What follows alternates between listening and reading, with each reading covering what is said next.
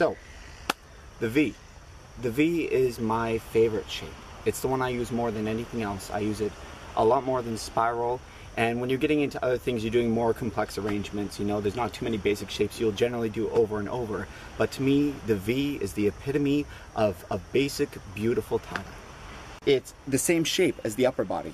If you do it on the crotch for underwear or for shorts, it's the same shape as the crotch.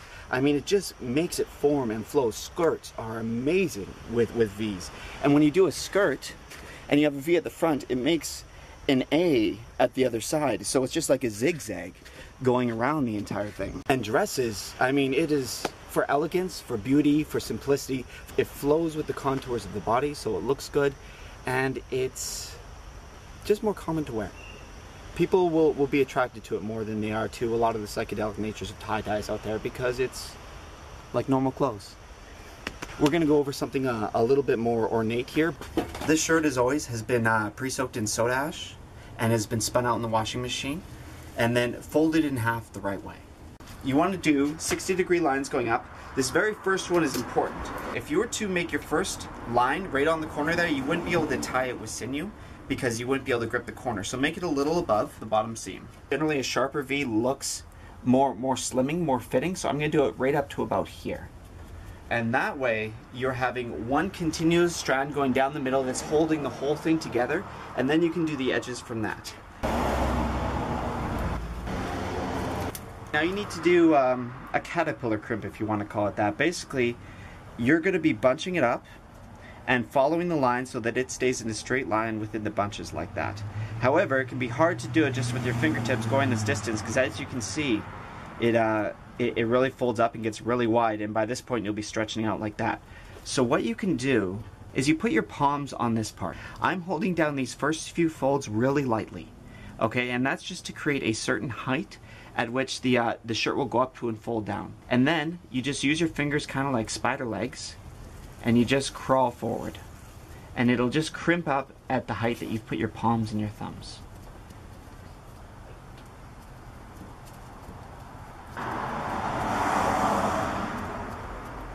There we are. Now you can even drag it this way.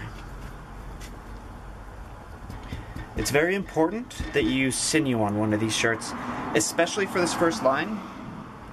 Thank you. Especially for this first line, but usually for a couple other lines as well, because that's going to bunch it together. If you were to put an elastic on here, it's just going to fold up. This is just way too much crimping going across to stay sturdy and stay down. So you definitely want some sinew. If you don't have sinew, you can use dental floss. It's the same idea. It's just waxed cord so that the dye won't affect it, but it can hold things really tight. So you put it under right where the line is, and then you wrap it around again. This takes a little bit of delicate work, but so long as you don't over pull, you will be fine. Just take your time on this. If I pull from this end, it's gonna pull up over here. So I'm pushing down to keep it flat. I'm squeezing it together with the rest of my fingers to bring it in as I'm pulling the cord out. And that allows it to just get tighter and tighter in there. And if you have any excess at this point like this, you can actually just pull it right through like that, so you're not wasting any. Bring it over, make your first knot a surgeon's knot. You loop it around twice instead of once. And the reason is because it holds better. And then on top of that, you do a single half hitch to double knot it and tie it off. So now you got a really solid structure right there. Put them in line, come around.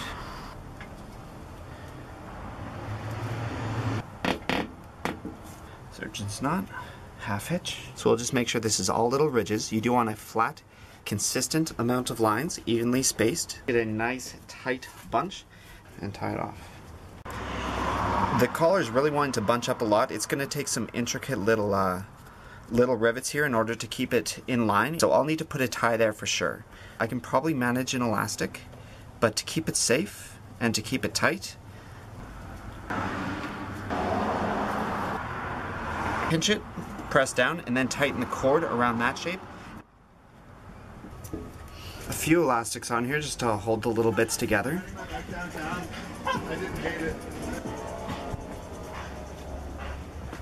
Best part of the job. The thing is this is the very corner of the shirt, the very bottom right here. So if it doesn't have a perfect triangle, no one's really going to care. You can just kind of fold this one under and make one long thing like that. Alright, so I mean that there is the basic V. What you always got to remember when dyeing these things is the center line here. So you want that to be the main V coming up the body and all the way up the shoulders. So usually I'll put a dark color there, often black. I'll just do a black line straight down the center. But there's a million different things you can do with these shirts. This is just the basic fold. You can go ice dye on them, normal dye. You can go different things on each side. It'll be checkered. You can go a combination of traditional and ice dye. And now, for this one here, let's do something special.